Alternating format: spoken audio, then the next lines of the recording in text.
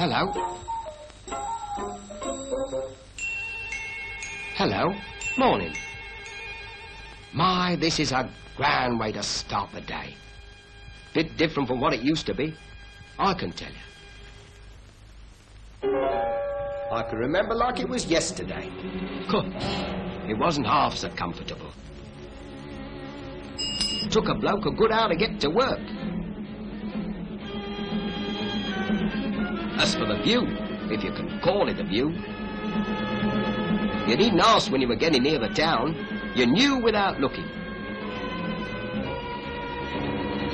Still, what could you expect with drab-looking houses and ugly factories?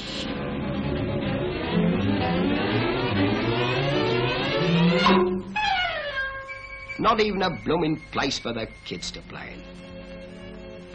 Poor little blighters.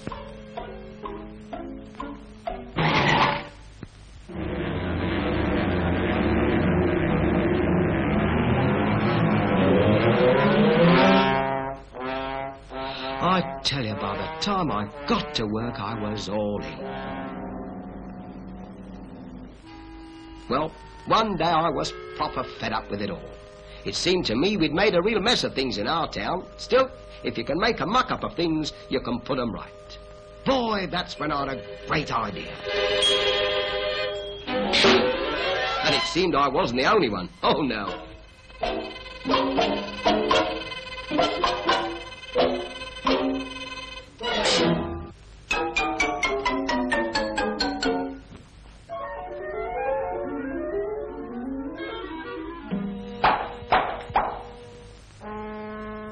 Let's start by seeing how our town looked 150 years ago. Small, compact, thriving, small population. Then the Industrial Revolution happened. Industry moved into the town. It needed workers.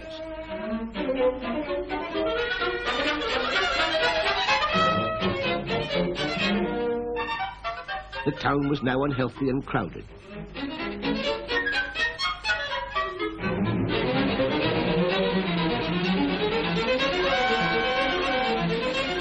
But as soon as new roads and railways were built, houses followed them and the congestion remained.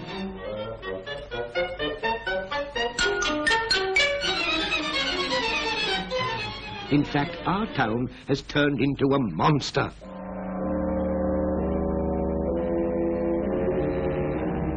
The surrounding country is being eaten up bit by bit. Put a stop to it, quick. Right. Then we'll have a green belt here, in which agriculture will be safe forever and into which the town will not intrude. That doesn't solve the problem, however. We're still overcrowded. I say move out. Make a fresh start. Stop. Don't do something you'll be sorry for later. Come back and let's think it over. If we're to make room for everyone without spreading out, we must build upwards.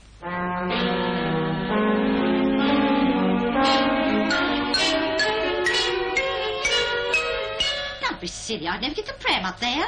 Here, hold on. What about my garden? You've ruined my favourite pub, sir. All right, all right. No skyscrapers. But before we can replan the old town, we must provide for the surplus population. Here, outside the green belt, we have a favourable site. Good road and rail communications, fresh air, good water supply. We must decide on its size in advance. And we must plan this town so that we don't repeat past mistakes. First thing we all agreed on was to separate industry from dwelling houses. Industry here, close to through roads and railways. Residential area here, with not more than 5 minutes' travel from home to work, which means making cycle tracks and byroads linking up the two sections. Now, let's see what we need for good working conditions. Up-to-date factories with plenty of light and air. We'll need room for expansion. And good canteens, too. What we don't want is a lot of dirty smoke. You can keep that.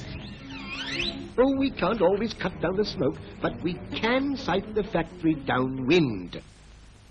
Our town was going to be a good place to work in and a grand place to live in, with plenty of open spaces, parks,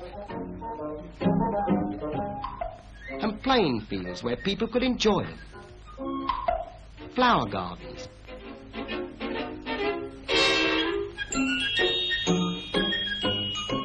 And of course there'd have to be an attractive town centre too, with plenty of room for folks to meet. Good shops, a posh theatre, cinemas, a concert hall and a civic centre. We have to plan the residential area next. Let's consider it as a series of neighbourhoods and take any one of them. Now, how shall we plan? Most important of all is the child. So we'll need pedestrian routes for the pram pusher. Nursery schools within 400 yards of every home. Primary schools within safe and easy reach. Each neighbourhood must have its own... Churches. Community centre. Shopping districts. And lots of pubs. Right next door to me.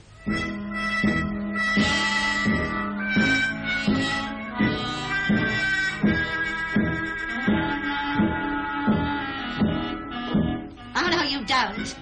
Oh, there'll be a pub quite near enough to you. And finally, we started on the houses. The site was planned for maximum sunshine, and then everyone could take his choice. Detached houses, semi-detached, terraced houses,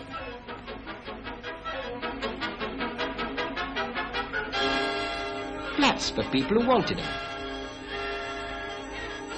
hostels where the young folks could get together, and bungalows for the oldies. And so we moved right in.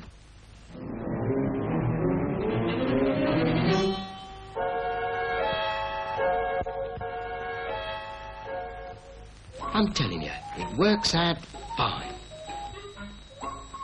Just you try it.